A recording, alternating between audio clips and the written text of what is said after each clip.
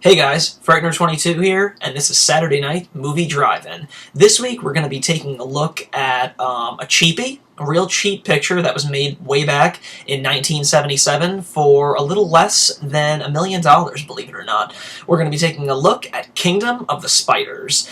Now this film was actually headlined by William Shatner, Mr. Captain Kirk himself from the classic Star Trek television series, and it centers on William Shatner, who plays a veterinarian in an Arizona town, and it isn't before long that a local rancher on the town notices that his livestock are being killed off, and before immediately dismissing it as just, bad food or just old age or something, William Shatner sees that it's actually been done to spider venom. So, it isn't before long that a little problem becomes a really fucking big problem. So big that they actually contact a professor of some sorts at Arizona State, a female that comes in to kind of investigate the matter further with William Shatner's character. And it turns out that the pesticides that the local community that have been using have killed off all of, the food supply that the tarantulas depend upon within the community, so their venom rate has increased like 5 times the normal amount, so much that they've been able to kill, 2,000-pound cows, and not before long, human beings. So that's basically where our characters are pitted. They're basically up against a wall when the mayor refuses to quarantine the town since the big county fair is coming up. There's going to be a lot of tourism, a lot of money being brought into the town, so that's the last thing in the world that he wants to do to the town. So it isn't before long that like 1 trillion of these fuckers just pretty much go on, a fucking, crazy-ass fucking spree all over the town, killing tons of innocent people, and William Shatner and the female lead in the film hole up in a local hotel, like a cabin area, with a few other characters in hopes to wait it out and kind of just, just kind of keep away from all the tarantulas in the town. As I indicated before, this is a pretty cheap picture made. It was made for, estimated budget was like $500,000, but it recouped. It was actually a pretty big success in its day. I believe that it made back about $17 million, which is pretty impressive when you think about it. And it was actually a really hard movie to cast because, even if people were right for the part, when it came down to realizing that they just didn't deal well with spiders, a lot of people, it was a really difficult film to cast because, when it came down to dealing with the whole spiders, a lot of people were just quickly scared off the project. And that's actually how the female lead in the movie actually landed her part, was because she was so comfortable with spiders. Of course she was, a decent enough actress, but it was really the fact that she was so comfortable with spiders because they literally couldn't find anybody that could handle these tarantulas.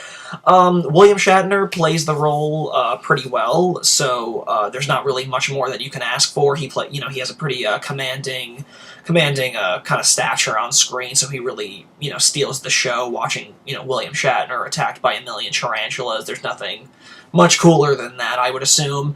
Overall, the spiders, it's really cool. I mean, when you think about killer spider movies, there's really not many of them. I mean, before I discovered Kingdom of the Spiders, I had only really kind of come to know arachnophobia growing up. So it's really cool to see that there was also a movie like Kingdom of the Spiders that really held such, a real cult classic stature about it. And I really dug it. I mean, it's a cool, little late 70s drive-in flick, but, it's awesome. The tarantulas are really brutal in this film. They fuck people up left and right. I mean, you have people trying to drive along in their cars, get bit by one, and they friggin' go off the mountains. Another guy is, flying a plane, believe it or not, trying to throw pesticides, all over the entire county to get rid of the problem, but there's just so many tarantulas inhabiting the community that there's tons of them filled in the floor of his plane, so he gets bit to shit and fucking comes down. But it isn't before long that the whole town is kind of, in a riot because all these friggin', it's like a war zone. All these tarantulas are just killing people left and right. It's really brutal and really cool. It's just, just endless amounts of spiders. It's kind of, creepy just to think about how these actors were working with so many of these creepy, crawly things all over them. Now, the real payoff of this film is, of course, when William Shatner and the gang of people end up holing up in that log cabin hotel area that I mentioned earlier, and it's awesome.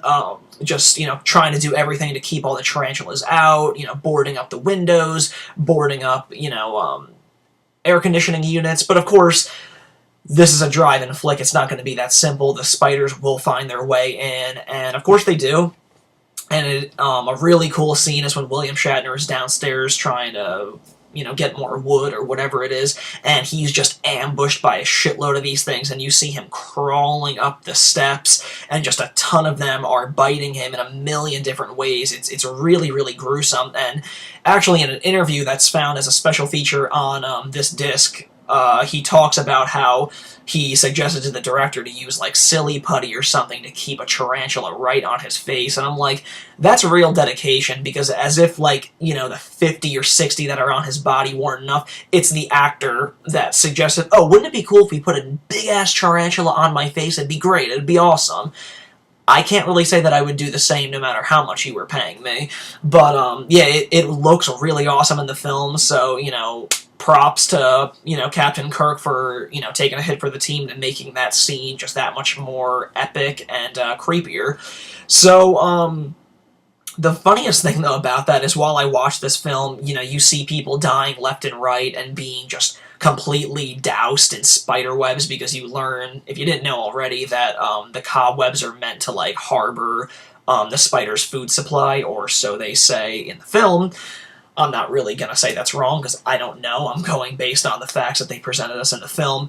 But it only takes, like, a bite or a few to just off these people. But it looks like Shatner gets bit, like, a million fucking times, but he survives. That's what I don't understand. Like, you see him come up. Like, they don't really pull any punches about it. You see welts and shit on his face, so he's gotten bit, but somehow he survives. I guess whatever he's, putting in his coffee, he probably should have gave to everybody in the town, because apparently spider venom, 5 times the normal amount, doesn't have an effect on Captain Kirk. But, the finale of the film is really cool. It's a really creepy and kind of, depressing one, if you want to call it that. But the surviving people, including Shatner, make it the following morning. They kept out all the spiders. They made it through the night, and they pull off the wooden boards off the windows to just see if the coast is clear.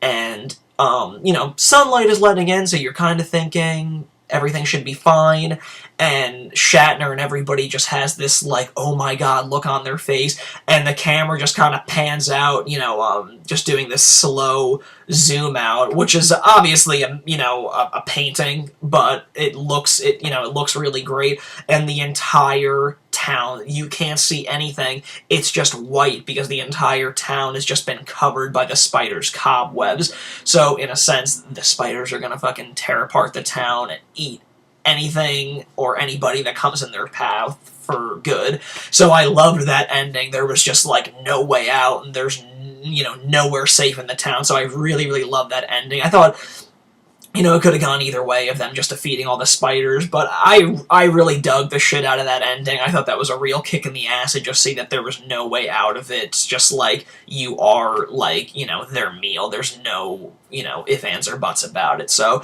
it was really cool. I had a great time with this film. It's a really fun, creepy crawler type of flick. So, if you're in the mood for a film that deals with a trillion tarantulas trying to kill Captain Kirk, then look no further than 1977's Kingdom of the Spiders. It's a real treat for anybody that digs that kind of stuff.